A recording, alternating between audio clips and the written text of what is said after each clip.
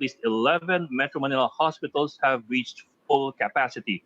The Department of Health blames the spikes to increased contact among people because of relaxed quarantine measures. Was it wrong for the government to relax the lockdown across affected regions in the country? We discussed in this episode of the Chiefs.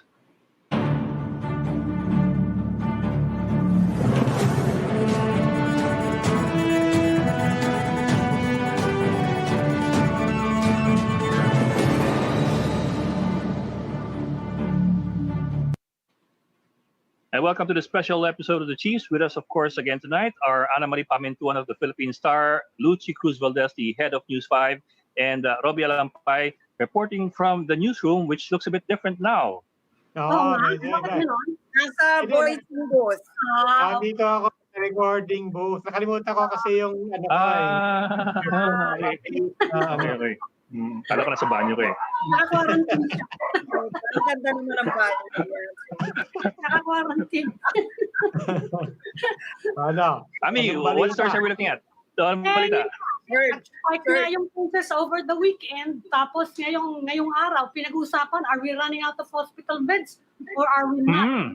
Kasi sabi ng DOH, yung ICU beds lang naman daw yun. Kaya sabi ni Presidential Spokesman Harry Roque, hindi naman fake news daw yun na Metro Manila is running out of hospital beds. Pero yun naman, yung hospitals, 100% capacity na daw yung ICU beds. So, 11 hospitals. Pero siyempre, may pinanggagalingan din yung pangamba ng mga tao. Unang-una, dalawang magkasunod na araw, more than 2,000 cases logged. And then on top of that, totoo pa rin naman. People have seen those letters circulating from certain private hospitals na saying, teka muna, kailangan kami pumreno ng konti because we're getting to capacity. At least as far as COVID is concerned, what they're saying is we want to also keep in mind that we are not necessarily a COVID referral center. We are still a hospital that's taking on many, many other cases. Hindi naman tumitigil yung sakit ng mga tao na iba na hindi COVID and so on. So yun din yung pinanggagalingan ng pangamba ng mga tao. And Malacanang is basically saying two things. They're saying, one, yes, it is. One, they're stressing this is still a function of more tests coming to light. That's a good thing. But the other thing is they're also acknowledging it is related to more people finally going out into the public and economic activity starting to move again. Well, actually, ang big question is the fact that they're projecting na baka nga we might hit 60,000 by the end of July. Which means maybe they should really seriously rethink the quarantine, no? Whether we should go back to a stricter form or, status. And I mean, if there's anything that's emblematic of the dilemma, 100 staff of the MRT, MRT3 have tested positive. In fact, we ended the newscast tonight on that note. Without sa mga commuters starting tomorrow, wala pong MRT3 tomorrow and probably for the rest of the week. Yeah. Plus, there's a new medical study that came out in a medical journal of a new, more infectious strain of COVID-19 now dominating global cases. So mas infectious itong bagong strain na ito. Although wala pang indications if it's deadlier or if it causes greater distress, but it's more infectious. Yes, and the WHO is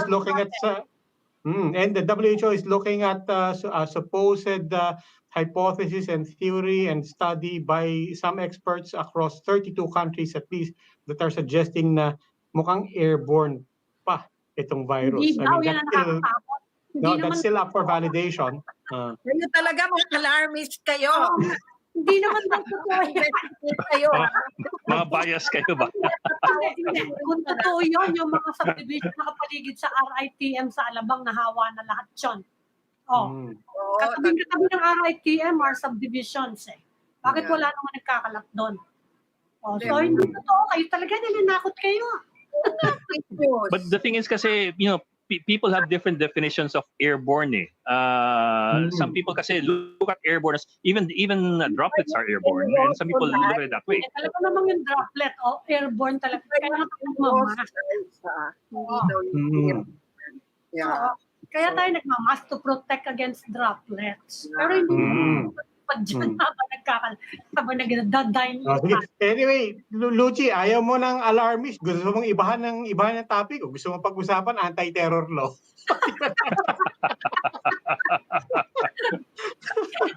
Another kind of terror. Sige. Today we had how many groups file petitions to the Supreme Court? 2 groups ba? Well, they're expecting several groups, but I think the government is expecting all those challenges. Saka sinabi naman nila, they are hoping para matapos na daw yung debate at in another venue. So, hihintay na lang natin lahat ng Supreme Court action dyan. Yeah. Definitely, wala pa yata si attorney. Definitely, however, we are expecting more groups. Even as this early, iba-iba yung strategy ng mga... Hindi naman necessarily strategy, no? I think the strategy, everybody's strategy now is to challenge it before the Supreme Court. But there is a question of timing also. Some are saying, let's wait for the 15 days upon which the law will take effect after publication. There are lawyers who also believe na let's wait for an actual test case to challenge it. And then meron yung mga nagpunta ngayon who are very, very eager, needless to say, to challenge this at its face. Ika nga ng ating kapatid si Attorney Mel Santamaria. Yeah. Well, yun naman na sinabi ng mga security forces natin, who of course want that law. Sabi nila, just watch us implement it bago nyo kami husgahan. Saka sinasabi nila tingnan nyo, ang dami-daming opposition noon sa martial law sa Mindanao. Hindi naman daw nag-materialize yung worst case scenario doon. Although I think the Lumads will dispute that, But anyway, generally, medyo okay naman yung pagkakaano nila doon. Kaya lang that's another question, na dapat ba nating ulitin yung ganong katagal na martial law? That's another question, pero tapos na eh. So ngayon, ang sinasabi nila, intayin nyo naman kami mag-implement, which will take place after about 2 more weeks. Kasi kaya pa-publish lang nung law ngayong araw eh.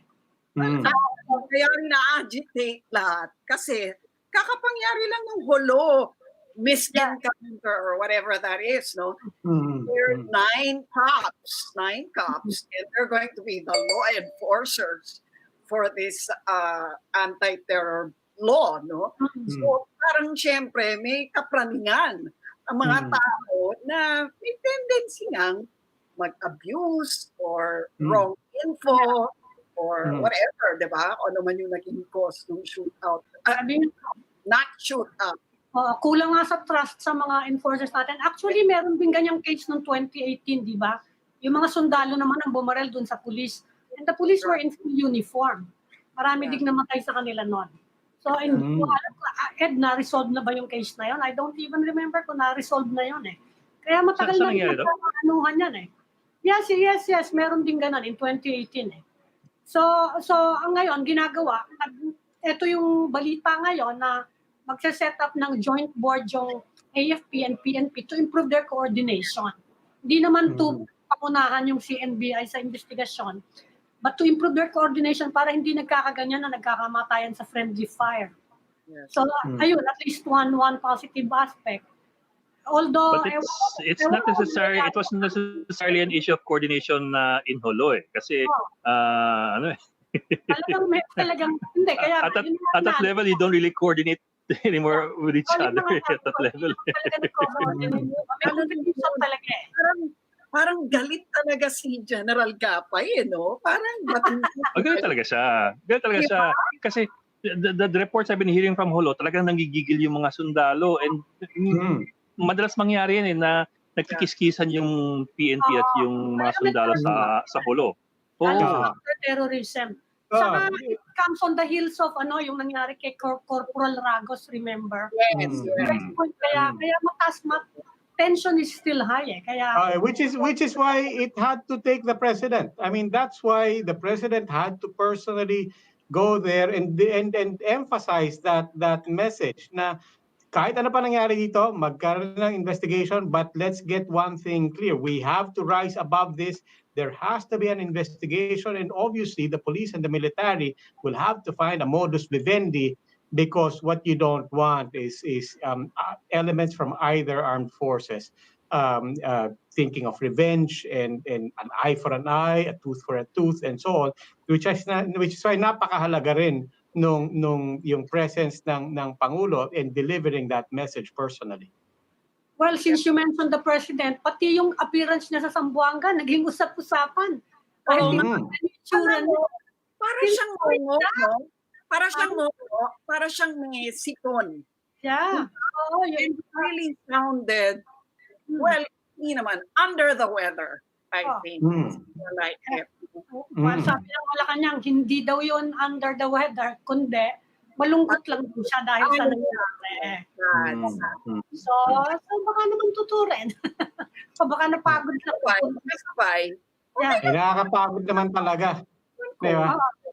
So, among other things na kailangan mo pang pag-isipan in the middle. But speaking of, kailangan mo pang pag-isipan in the middle of the COVID pandemic, all of these things, there is this thing that the government itself has championed and brought to the forefront, which is the anti-terror law, which is what we want to talk about also with our first guest. Okay, let's bring in our first guest. Yeah, he's already available. See, Attorney Howie Calleja is one of those, Howard Calleja is one of those who belong to the first group that filed a challenge versus the anti-terror law with the Supreme Court today. Attorney Calleja, good evening and thank you for joining us. Good evening. Good evening, Ed. Good evening, Lucy, Amy, and Robbie. Good evening sa inyo. Good evening sa inyo mga video viewers tonight. Yes, sir. Well, Attorney Calleja, baka you can run us through the salient points ng inyong petition, na at least yung mga major points, yung talagang nagtatalunan doon sa inyong petition. Ano yung mga pambangga ninyo? Ed, but to make to make it short, no? Number one, we're saying that this bill or this law, actually this act, is vague. And because it is vague, it is to us void and unconstitutional. Bakit to sinasabi natin na vague? Example lang po. Pag sinasabi mo kung ano yung krimen mo, dapat alam mo kung ano yung definition ng crime. Ito sinasabi nila, if you look at Section 4, for example, the following acts constitute terrorism. No? Isa doon, pwedeng sabihin na if you commit physical harm, ibig sabihin kung ikaw ay nakapatay o ikaw nakasakit, they can consider you as a terrorist. O meron din doon sinasabing kung ikaw ay let's say, arson o nakasunog ng bahay, ibig mong sabihin, kung may nasira ka na police station o nasunog mo yung police station, nabangga mo accidentally, di ba nilang ilagay ito as a terrorist act? Of course, sinasabi nila na under the law, pwede kasi if you look at Section 54, yun yung sinasabi, sino magde-define kung sino ang terrorist at sino ang terrorist group. Ito yung Anti-Terrorist Council lang. So yun ang isa sa mga problema dito. Ang isa pang problema dito is that yung Section 29, sinasabi na by mere suspicion, you can be detained. So how can you detain somebody on mere suspicion? And your detention is 14 days, extendable to another 10 days. And without any proof or without any crime or without any charge against you. How can we do that? So yun ang problema natin dito.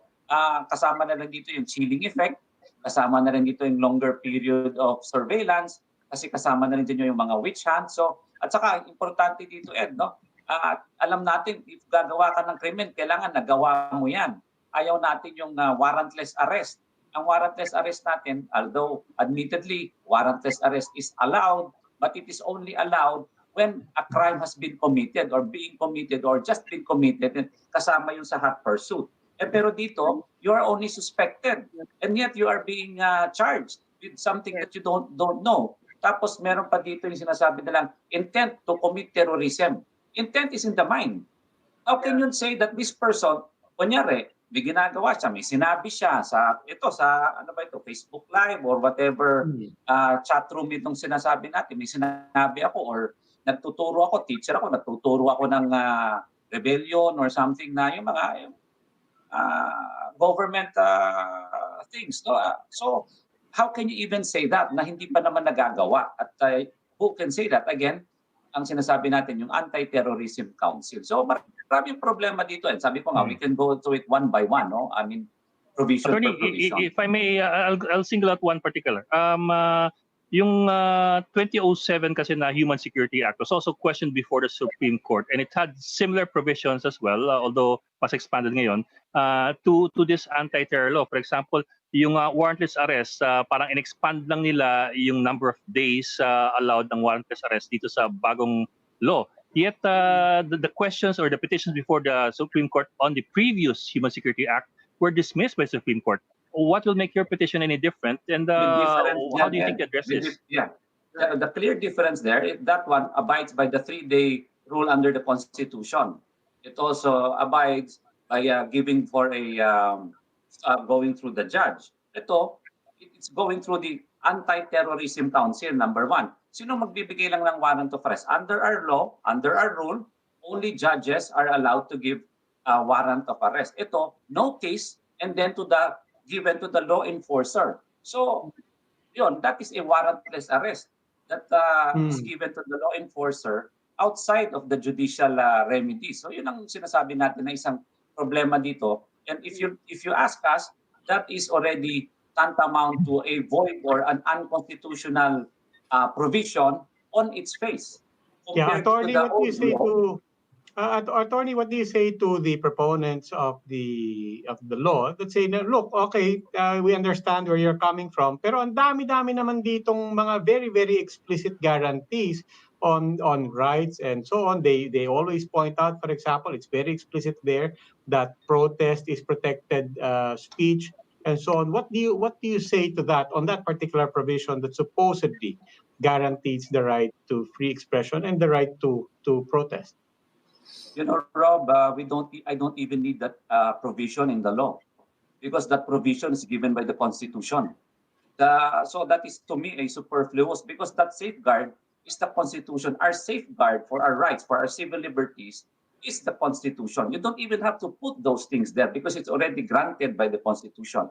Now the problem there is, Rob, who will define if your rally or your statement or your action is terrorist or not? It is the ATC. So if the ATC says so, how can you now say na hindi nagrarally na kami peacefully? Dinampot ka na. Pag dinampot ka na, Section 29 would come into play. You already have 14 days plus 10 days na wala naman mangyayari. Another thing that they say about this is sabihin nila, ang safeguard namin dyan, pag dinampot ka, pwede kang isumbong sa judge, they inform the judge, they also inform the Human Rights Office, di ba? Ang itong tatanong ko sa kanila, and siguro itanong nyo, when you report to the judge, what will the judge do? There is no case. So the judge has no jurisdiction over the subject matter.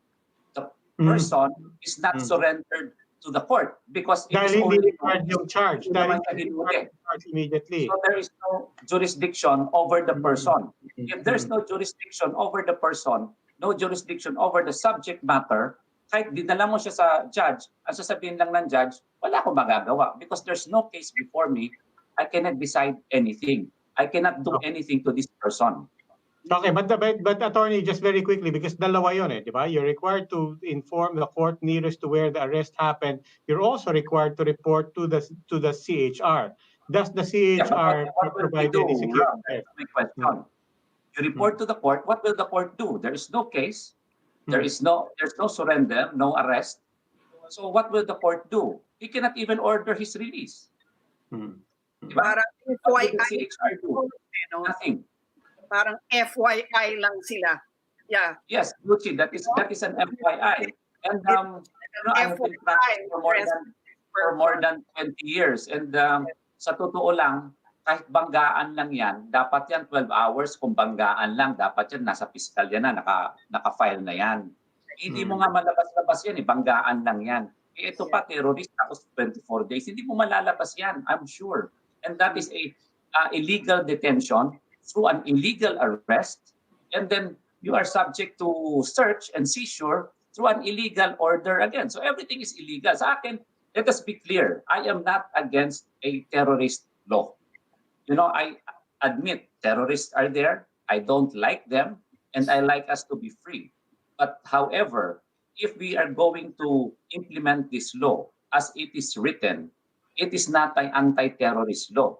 It is more oppressive than that because it is a tyrannical law that would be against not only the terrorists but all individuals, all Filipinos from this generation and the generations to come. Attorney, ang complication dyan kasi, well, yun ang sinasabi ng mga proponent ng law. This is counter-terrorism. We are trying to prevent a terrorist act. Kaya wala pa yung case, kaya kukunin muna yung para pigilin. So anyway, yung mga opponents nung law, they are all saying they are for a law against terrorism. They are for fighting terrorism. At sinasabi nga, among them, former Senior Associate Justice Antonio Carpio, pwede naman daw remedyohan yung law so that it can be compliant with the Constitution, pero hindi naman katatakutan ng mga tao na it might be used against dissent. Sa inyong palagay, you're a lawyer. Meron bang remedyo yan? Kasi we also need the law against terrorist financing. Required yun ng Paris-based Financial Action Task Force. Otherwise, mag-gray list tayo by October this year. Kung wala daw yun. Meron ba kayo nakikitang pwedeng remedyo sa law? O kung sakasakaling gagawa ng panibago na naman ng Congress, ano yung mga provision na gusto nyong baguhin? Since you are also saying you are for fighting terrorism, ano yung gusto nyong pwedeng baguhin? Yes, for example, yung definition of terrorist, you have to define it clearly. Here it is very vague. So the definition of terrorism has to be clear, number one. If they want detention, then okay. But detention under our Constitution is a maximum of 3 days. Whatever we do, we cannot do away with our Constitution. What we are saying, it should be consistent with the Constitution. And as I said, we are for the anti-terrorist bill, a correct bill. But this is a wrong bill. This is an error bill, not a terror bill. Justice Carpio actually suggested that maybe they should have at least asked for or set a court sanction, to allow police or law enforcers to investigate further and to come up with hard evidence. Because he also recognizes that 3 days to come up with evidence is just a little too short, especially when you're dealing with potential terrorists. No? Do you think that could have withstood it, asking or incorporating a provision in the law that allows the court to sanction an extension of the detention period beyond 3 days? Yes, Lucy, my suggestion there is, okay, then we will have a notice to hold them into custody after 3 days. But after 3 days, it should be given to the court on whether or not the court will extend the detention or not. Okay. But here, there is no norm or no standard how the detention will be extended. Number one, it is longer, which is 14 days. So outside the 3 days na tayo. Tapos pagdating ng 14 days, nakalagay mo, can be extended another 10 days. Question, who will extend it? How will it be extended? What is the standard for extension? I'll give you an example. Already a few days ago, General Esperon or Secretary Esperon said, itong mga nagpa-file na ito, mukhang sila ay mga terrorist or they cudgel terrorist or they support terrorist. See,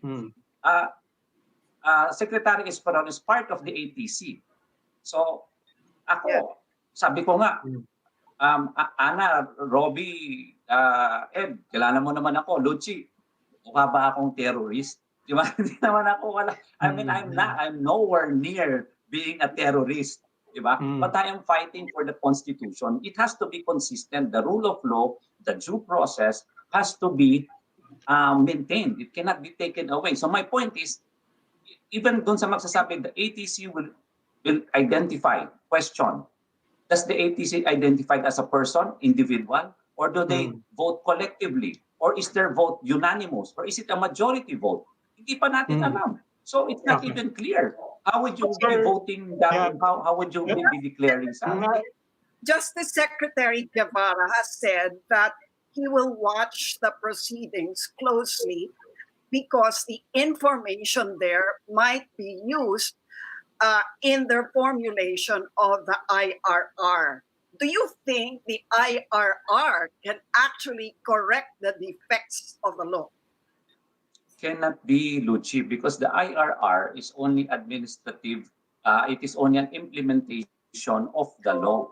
The law is still superior than the IRR. If there is anything wrong, you still go back to the law. You don't go back to the IRR. The IRR does not make the law. It is the law that makes the IRR. In that If there's case, any Attorney, confusion between the two, you follow the IRR. You follow the law. You don't follow the IRR. In that case, Attorney, in that case, Yes, we sir. are Yes, sir. expecting, of course, a lot more petitions to be filed. Some lawyers groups have signaled that they'll probably file after the 15 days upon which it becomes effective. We're expecting some more groups. We won't be surprised if other people petition. But can you give us an idea on what the options will be for the Supreme Court? Do they just, given the petitions, ano po ba to? Total go or total rejection, or will they have the option to say this provision is unconstitutional, fix that, and so on? Ganito yan, Rob. No? We are hoping, like in our petition, it is a petition for certiorari prohibition with TRO.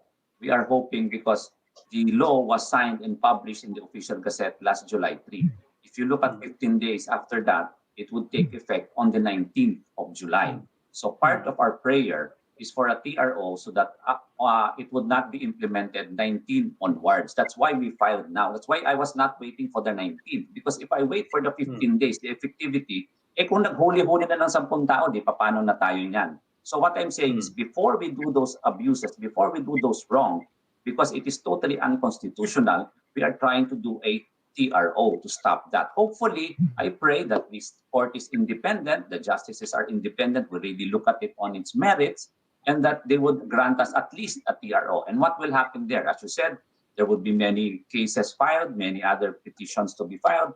The court usually consolidates all of these cases and that would hear it all together. And yes, they can, let's say, like for example, as we said about, I think 10 or 11 sections in that law which are unconstitutional. Some other petitions said three sections, some said more than that. So they can do, let's say, 5 sections are unconstitutional, you take that out. But the rest are constitutional, so the rest will be implemented. But those, let's say, 5 or 3 that they declare unconstitutional are just stricken out. Just as simple as that. Or they can just say, which is better, everything is unconstitutional. But that's not what we are asking.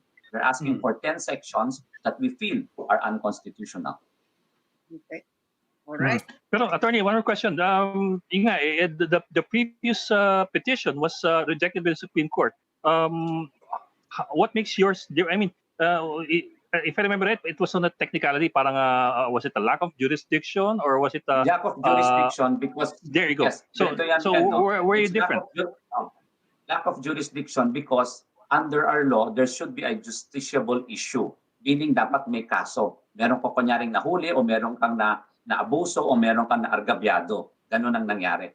Doon sa time na yon, kasi it is a question of whether or not it can be implemented or not, whether it's constitutional or not. What we are saying, on its face, for example, yung vague definition, it's vague. So hindi mo na alam. On its face, without even having to have somebody test a test case or justiciable person, unconstitutional na. Yung Section 29 na sinasabi natin, lagpas na siya ng 3 days na sinasabi ng Constitution. Because the Constitution says 3 days. Ito kaagad 14 days. So on its face, without even having anybody else being charged, kaya na natin sabihin na unconstitutional. That's why we call it a facial challenge.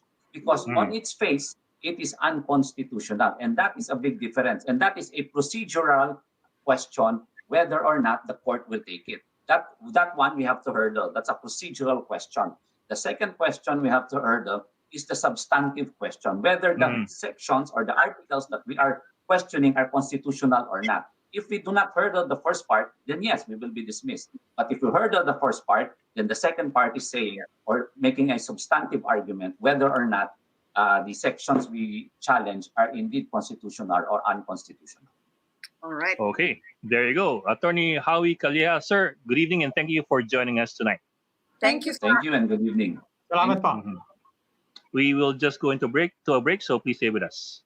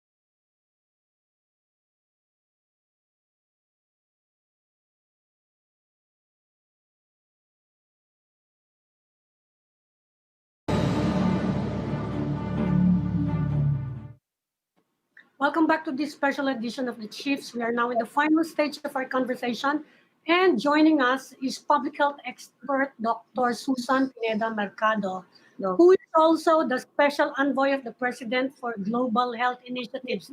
Good evening, Dr. Mercado. Welcome again. Hi, good evening. Thank you very much. Hi, good evening. We're with Robbie, Lucci, and of course, Hi, Doc. okay. Yes. Hi, everyone. Yes. Okay. Every day.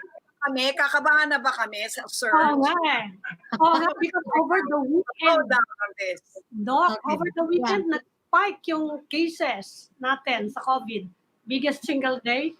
And then ngayon, today, may mga stories na we are running down out of ICU beds lang naman. In 11 hospitals, 100%. Should we be worried, doctor? I think we have to be extra careful. I have some of the data on the hospitals, by the way, but I think we need to be extra careful. The more freedom we have, the more responsibility, the more we need to be careful. Kailangan mag-ingat, no? You have to wear your mask, you have to wash your hands, you have to keep physical distance. I was just looking at this today, no? The nationwide facilities data. Yes. We have 137 hospitals that are at the danger zone with more than 70% occupancy, and availability of beds is declining. If we're looking at National Capital Region, we have 42 hospitals in that danger zone. This is DOH as of July 3, I think. Yeah. With, less ICU beds, about 331 na lang.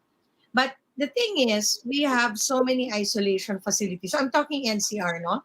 Mhm. So the isolation facilities have 1,391. vacancies. So this means that people are going straight to the hospital even if their condition is mild.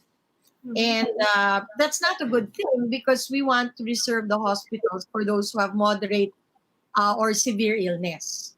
So currently, I think not all of the hospitals, but a good number of hospitals. So in the National Capital Region, 42. In Cebu, about 16 hospitals are at more than 70% capacity. So national, it's 137 hospitals with more than 70% occupancy. And this is the first time that we've had that. We used to have occupancy rates that were very low, especially for COVID. But I think we have to get used to the fact that this is not going to go away.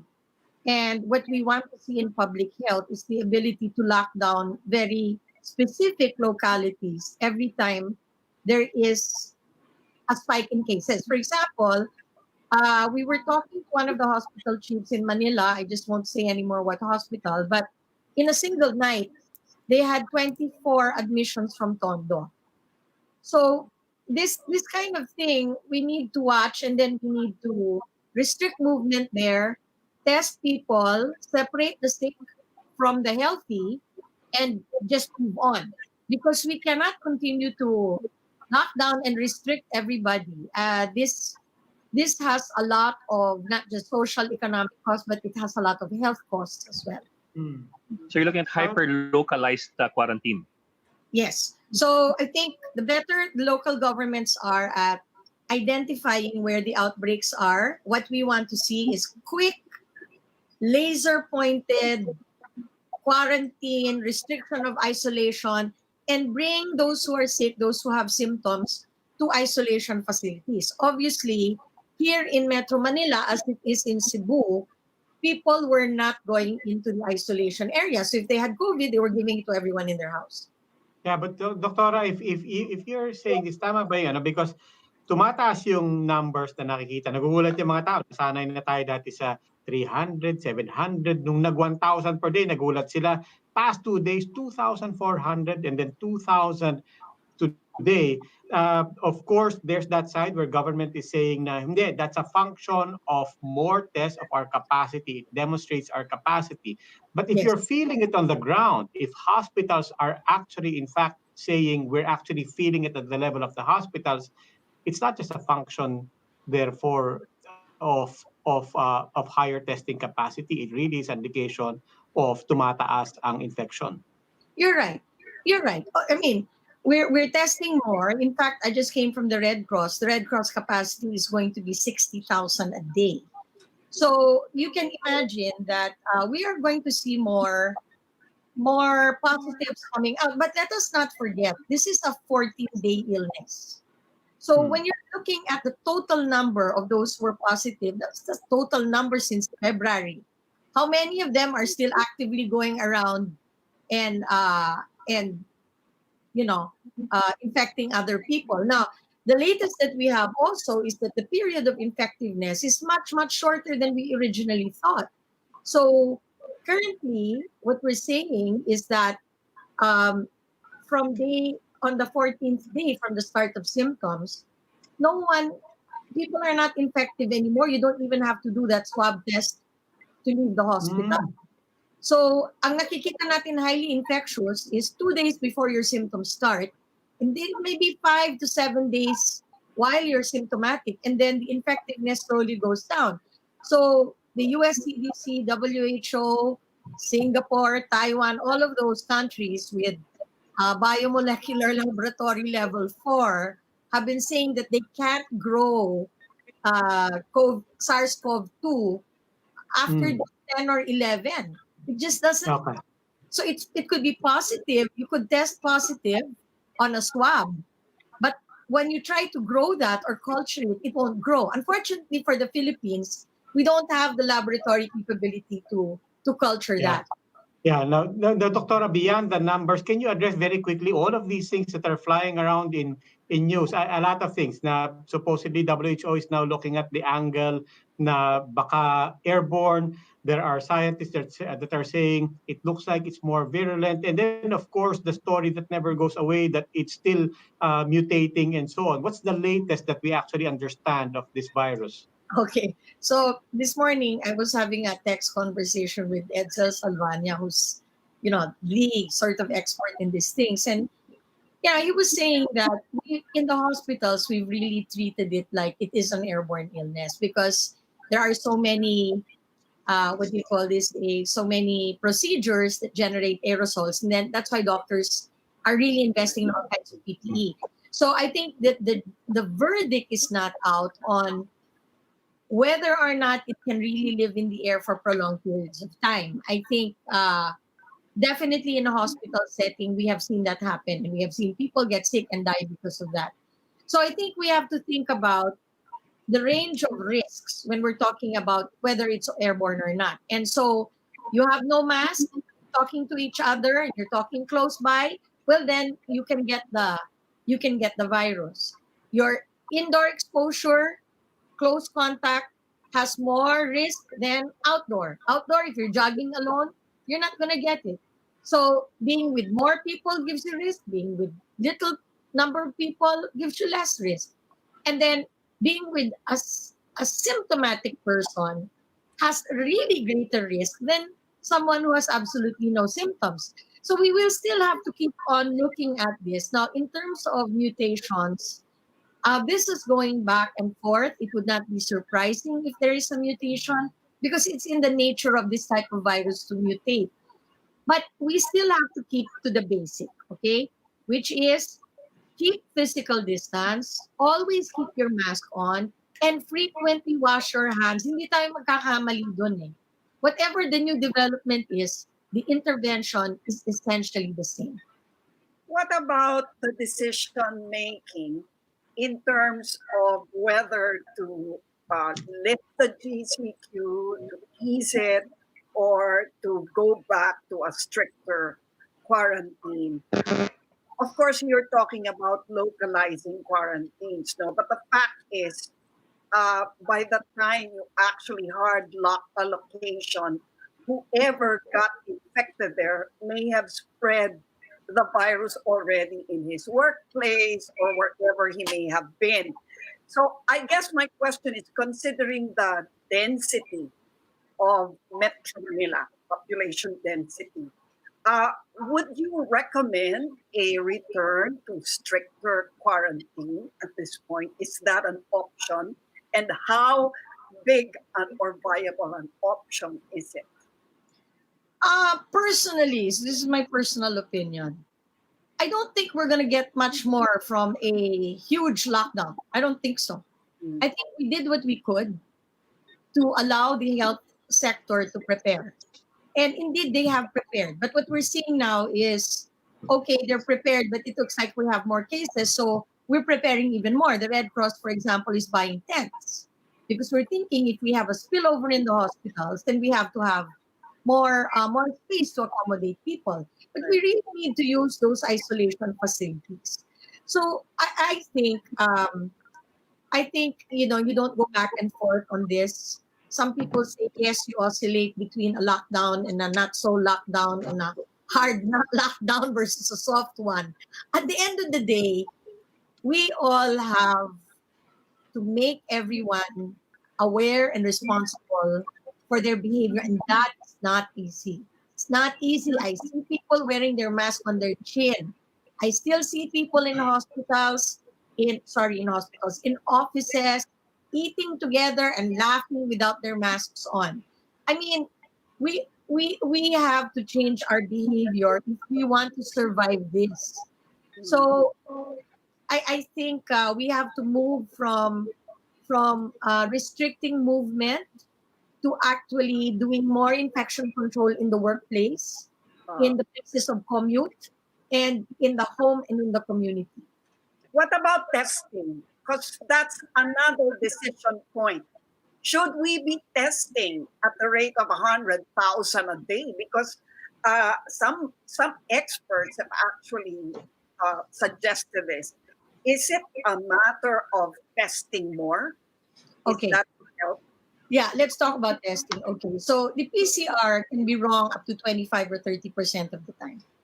The rapid test kit can be wrong up to 40% of the time. But there is a use in doing the PCR test. So for example, if we knew the 24 patients were coming out of one barangay, I would do massive testing there, PCR, and really isolate the people because they're living so close together. So testing definitely is needed, but you can't test and not isolate. The reason why you test is because you want to isolate. And in fact, in the public consciousness, there are actually two reasons why we want to test. One is we want to isolate, right, the sick from the non-sick. But then from the point of employment, you want to test to make sure that you're not bringing into the workforce somebody who has illness. So those are two different concerns and need to be approached differently. So you're saying to localize the testing as well? Absolutely. Everything has to be localized from this point on. In short, we do not want to say it's a wave, but you're going to expect multiple ripples. This is not going away. So if we're thinking that we're going to see the day when there is no COVID, I think, that's going to be a long time. This is going to be like dengue. We're going to have outbreaks. We're going to have to deal with it. We're going to see infections. We're going to see hospitals jam-packed. We used to see that all the time for dengue season. You have the hallways full of beds. But let's remember, it is a 14-day disease. So it is not, so when we count the numbers that we're seeing now, we have to think about it from the context of, okay, among those who tested positive, how many of them got isolated? How many of them are now quarantined? And how many of them are still out there? I think that's the problem, no? Yung kaya sinasabi yung contact tracing, importante ngayon yan. At no point has the contact tracing become more important than now. Because before, within the house who is where and who went where. But right now, you don't anymore. So contact tracing needs to be a skill that's developed even in the workplace. Yung sa antibody, Doc, saying na meron may mas accurate na antibody test. Kasi sabi nila, hindi daw masyadong accurate yung antibody, but you said it can be very accurate. Can you just clarify that a bit? Okay, so there are a number of ways of testing for antibodies. And the rapid test kit is the one that's 40%, it's like you flip a coin and then, I've heard people say they test negative somewhere and then test positive somewhere on the same day, okay? So the rapid test kit has problems. It's problematic, okay? But there are other serological tests, such as the ELISA or the enzyme-linked immunoassay test, which is being used in other countries in hospitals with the PCR. And this one does a quantitative measure of the antibodies. It's not a qualitative yes, no, but it is more like how much antibody do you have? And it's actually measuring. And this is the test that's being used for plasma convalescent therapy. So if I had COVID and somebody wants to use my blood because they need it, then that's the test that we use. And it is highly sensitive and highly specific, but it is not a rapid test. Doc, just to be clear, kasi some people get swabs, some people get blood. So which is which, and which is more accurate? Kasi in the end, most of us just think of it as either antibody or RT-PCR. Apparently, may iba pa palang nuancing. Okay. Actually, there are more. There are 4 other ways of testing now. Okay, but just to sort of differentiate it very quickly, the RT-PCR will show you if you have the virus right now. Yeah. Mm-hmm. Okay. So the other one tells you if you have responded, if your body has responded to the virus by producing antibodies. Antibody test. Okay. Right. The problem with the antibody test is that if you take it too early, then your body has no antibodies yet, but it could be possible. The problem with the PCR test is that you could have viral fragments after your infection has gone. And you will test positive. You can test positive for 8 weeks, but you're not infectious. Oh, okay. So now the duration is 14 days. From the point of your start of symptoms, you count 14 days. After that, you're fine. Unless your symptoms are worse and then you're not exposed again. It can that happen? Which can one? you get exposed again and get sick again? We don't know. Doctora, we're painting the picture on a global level, also on a national level. When you parse it and break it down on a regional level, of course, we've been monitoring Cebu. DOH has also emphasized no, Metro Manila is still the epicenter. But are there particular areas of concern? I looked at the distribution of laboratories, and there are a good number of provinces that don't have any access to PCR. And the Red Cross is actually working with the Department of Health on testing of health workers. And many hospitals have not even tested 50% of their health workers. So I would say that apart from the geography, there's the sectoral issue. I would say that it's a high priority to regularly test your health workers. Now, in all urban areas, there is a risk. And particularly if there is inter-island travel, then you could have spread of COVID. And where you don't have testing, then you won't pick it up. So I saw, for example, Palawan has 2 testing centers for the whole of Palawan, but I understand they're putting up 4 more now. So this is a work in progress for us, and I think we should be concerned about all urban areas. The concept of a tourism bubble, is that viable, you think? Yes. I think our geography blesses us in that way, right? If we have an island that is a tourist zone and you test everyone who's working and you require everyone who comes in to get tested, PCR, then you could say you've got COVID island tourist spots. This is doable. I mean, and tourists who come in should be willing to pay, the $75 or whatever it is to get that PCR test done. Then you just test all your workers and you test the community and you put in place hygiene and all of that. So I think this is a good way to approach the economic impact of COVID. So everything is localized. The control is localized. The opening up is also localized. We really have to think of it in smaller chunks. Okay. Hirap naman yan, magtuturista ka, tapos pag-test sa'yo, biglang positive ka. Ay, nandun sa Boracay or whatever. Well, if you're in Boracay, then you just stay. You just stay in your room for 14 days. I mean, you should be allowed to go to the beach outdoor. You have very little risk outdoor. Your real risk is outdoor. Yes. Great place to isolate yourself. It's great. I mean, what better way to quarantine, right? Doc, yung 14 days ba? Yung 14 days ba, Doc, is a hard number? I mean, if you get COVID-19, after 14 days, you're either cured of it or you're dead. Ganun ba yun? No. The thing is, what we've learned is that it's not the infection that gets you, right? It's really the inflammation. So, but what I'm saying is that that 14 days accounts for outliers, right? What they've seen is day 10, day 11. They can't you can't get viable virus anymore from the throat. You get it on a PCR, but it will not live on a virus medium.